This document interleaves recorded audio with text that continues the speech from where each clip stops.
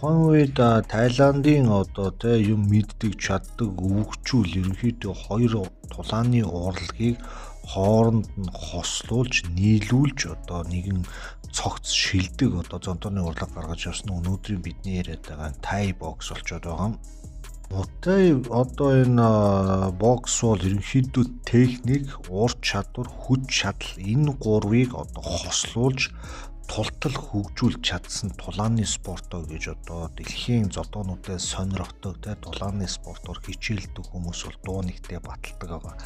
За 16 дугаар зуунд зохиосон энэ зодооны урлаг хөгжиж явсаар 18 дугаар зуунд энэ урлагийн энэ боксын хаан байсан Паро Чао гэдэг хүний санаачилсан тийм олон тэмцээн уралдаанаар дэлхийн нийт мэддэг болсон.